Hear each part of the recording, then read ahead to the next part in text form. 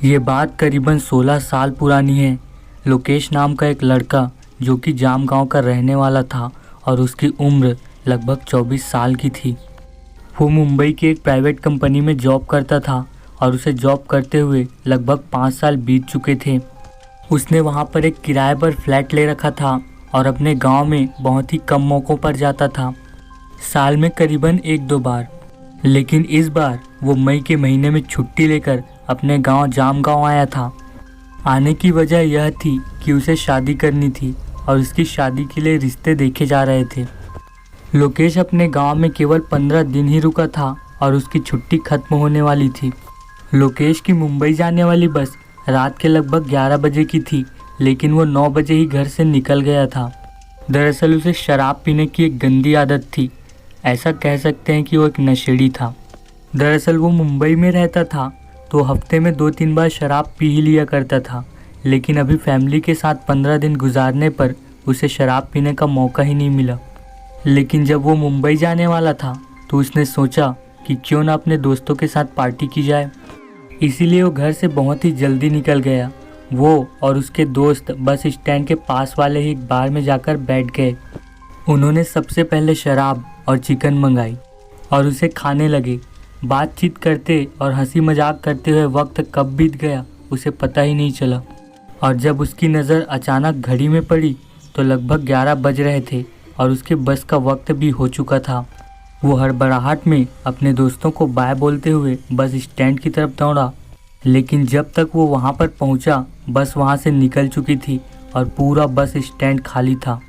अब तो ना ही कोई वहाँ पर कोई स्टाफ था और ना ही कोई यात्री।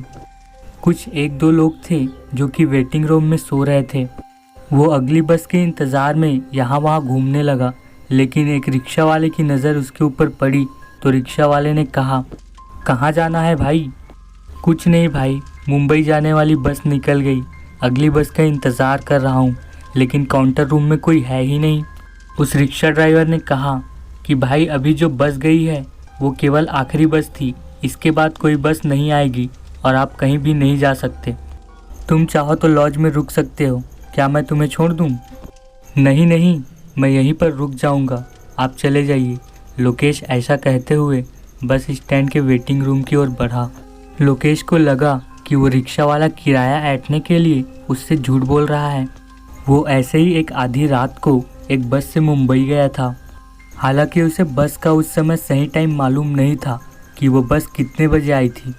अब तो वो वापस घर भी नहीं जा सकता था क्योंकि उसने शराब पी रखी थी।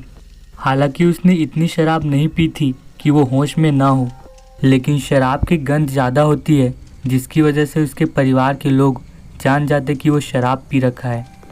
उसने तय किया कि वो कुछ देर रुककर बस का इंतज़ार करेगा और बस ना भी आई तो सुबह 5 बजे तो बस है ही।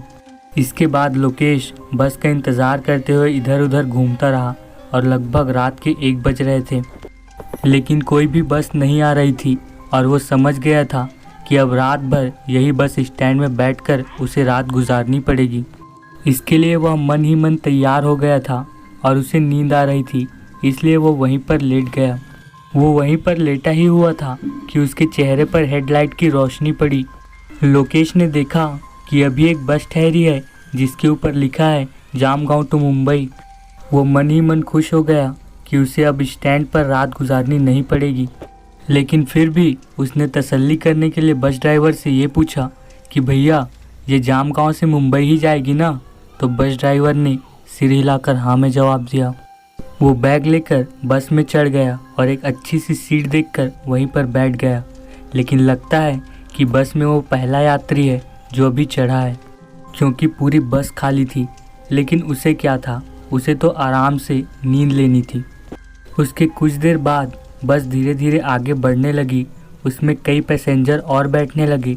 एक बुजुर्ग कपल, एक औरत जिसके साथ 3 बच्चे थे, एक लड़का और एक लड़की जिनकी शायद से नई नई शादी हुई थी। ऐसे ही तकरीबन लगभग 12-13 लोग इस बस में चढ़ गए।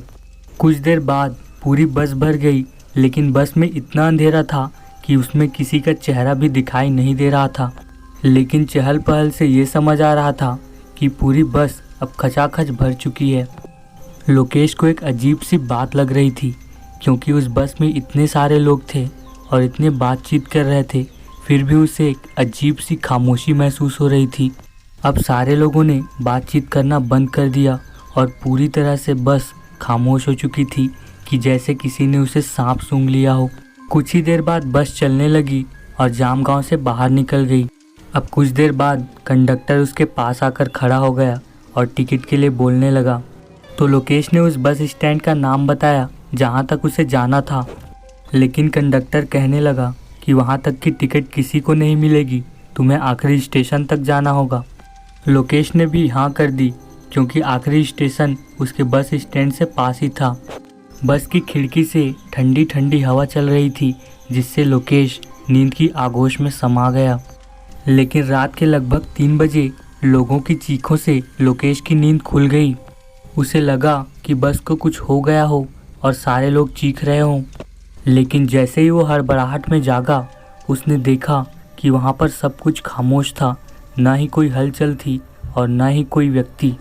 गहरी नींद में होने के कारण और बस की लाइट बार बार बंद चालू होने के कारण उसे कुछ भी दिखाई नहीं दे रहा था। लेकिन जैसे उसकी आंखें और मन स्थिर हुआ, उसकी धड़कनें रुक सी गईं, उसकी सांसें अटक गई और कलेजा मुंह को आ गया था। गाड़ी किसी सुनसान जगह पर खड़ी हुई थी और उसके सामने कंडक्टर खड़ा था जिसका आधा चेहरा किसी चीज़ से कुचला जा चुका था। कंडक्टर की एक आंख उसके चेहरे से लटकी हुई थी और उसके कपड़े पूरी तरह से खून से सने हुए थे। तो गाइस, लोकेश को कुछ भी समझ नहीं आ रहा था कि उसने आखिर क्या देख लिया है। तो गाइस, आपको क्या लगता है कि लोकेश सपना देख रहा है या फिर ये घटना सच में उसके साथ अभी हो रही है? तो गाइस, ये कहानी का पहला पार्ट है। अगर आपको जानना है कि आगे कहानी में होने क्या वाला है तो प्लीज़ इसके अगले पार्ट को ज़रूर देखिएगा। तो ये वीडियो आपको कैसी लगी प्लीज़ कमेंट करके बताइएगा और इसी तरह के भूतिया कहानी सुनने के लिए हमारे चैनल को सब्सक्राइब करें। Thank you for watching haunted villa.